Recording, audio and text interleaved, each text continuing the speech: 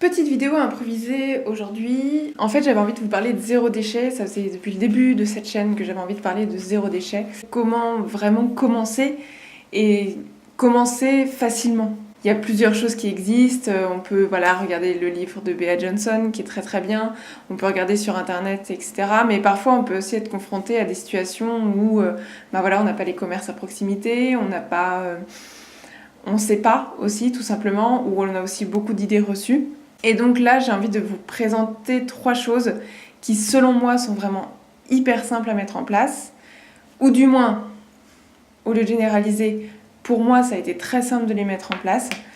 Et donc voilà, qui pourrait peut-être vous permettre de franchir le pas. Dans le sens où le zéro déchet, déjà, c'est un objectif final. Le but, en fait, c'est de réduire complètement ces déchets au point de n'avoir plus que 0.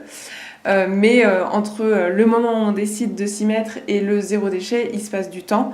Et c'est pendant ce temps-là, justement, où il va falloir prendre des astuces à droite à gauche pour s'y mettre, pour commencer.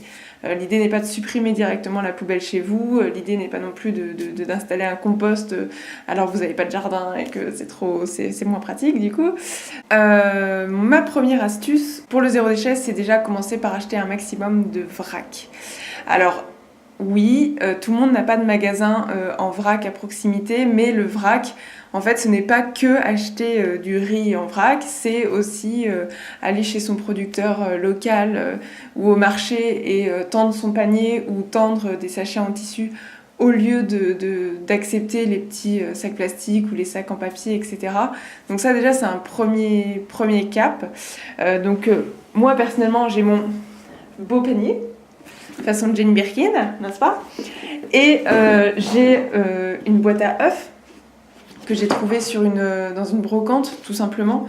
Dedans je mets mes petits œufs. Ça évite d'avoir la boîte en carton pour les œufs.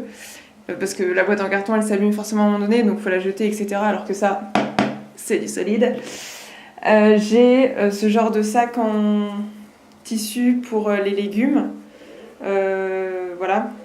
Tout simplement. Après, les gros légumes, je sais pas, par exemple, un potimarron, ça, je le fous dans le panier direct, mais c'est plus pour les choses qu'on achète à plusieurs.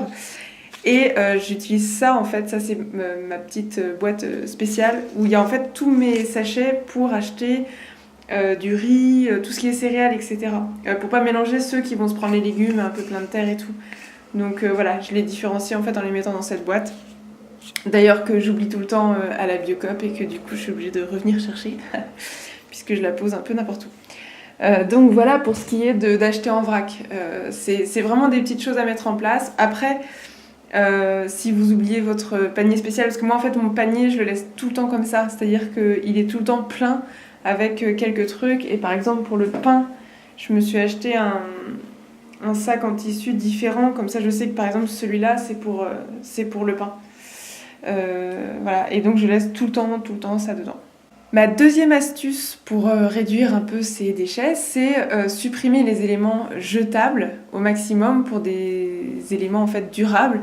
Ce que j'entends par éléments jetables, j'entends sopalin, serviette en papier, mouchoir en papier, coton démaquillant, tous ces trucs en fait qu'on a au quotidien, qu'on prend, on jette sans même plus du tout s'en rendre compte. Alors qu'en fait, on peut avoir des alternatives en tissu qui durent bien plus longtemps forcément et que voilà. Par exemple, pour le démaquillage, alors on peut carrément utiliser un vieux gant de toilette, pas forcément vieux, mais un gant de toilette, et on a tous des gants de toilette. Moi, j'utilise, je sais pas si vous voyez bien là, j'utilise des cotons, ils sont plus très blancs, hein, c'est pas très glamour le zéro déchet en soi. Donc voilà. J'utilise ça pour me démaquiller. Ça va faire 2 ans maintenant que j'utilise ça. Bon, après, il faut dire que je me maquille quasiment plus non plus. Mais bon, quand je me maquille, j'utilise ça pour me démaquiller. Et ça marche très très bien. Quand j'ai un rhume... Non, en fait, les mouchoirs en tissu, c'est un peu un sujet parce que je sais qu'il y a des gens qui sont gênés par le fait que au final, c'est pas si propre que ça et quand on est malade... en gros on peut se refiler les trucs parce que on utilise des mouchoirs en tissu. Alors quand on est malade, pourquoi pas reprendre des mouchoirs en papier, je sais pas, j'ai pas encore en fait moi je m'en fous vraiment fort de ça. Moi, je me mouche en fait tout le temps. Je suis un peu tout le temps prise du nez. Enfin, c'est très souvent, donc j'ai tout le temps des mouchoirs sur moi. Et du coup, j'utilise des mouchoirs en tissu. Ça, c'était à mon arrière-grand-père, je crois. Ça, c'était aux grands-parents d'Ewen. Enfin, bref, on les a récupérés un peu chez nos vieux. Mais par contre, si vous en avez pas et que vous en voulez, chez Emmaüs, en fait, ils en vendent énormément. Genre, c'est 1 € les 6. Ça coûte rien du tout. Ça coûte moins cher, en fait, que des mouchoirs en papier, limite. Après, bien sûr, au niveau du style, c'est pas toujours très très cool, mais bon, on s'en fout aussi un peu de ça, quoi. Après, je sais qu'il y a des beaux trucs et tout qui se font sur Internet, si vous voulez. Mais moi, il m'en faut. Mon dernier point pour cette vidéo... que j'improvise vraiment pour de vrai. Enfin, je pensais pas tourner comme ça et tout, être comme ça et tout, avec mon chauffage derrière moi. Troisième astuce, en fait, choisir ses emballages. Parce que du coup, donc vous allez réduire vos déchets, etc. C'est super. Mais il y a encore des choses, moi je sais qu'il y a encore des choses que j'achète emballées. Notamment, par exemple, je pense aux intolérants au gluten qui sont souvent confrontés à ça. C'est souvent les emballages qui vont garantir le 0 trace de gluten. Enfin bref. L'idée, ça va être de choisir entre plastique, verre et carton. Le cas du sucre, par exemple, depuis toujours a été emballé en carton.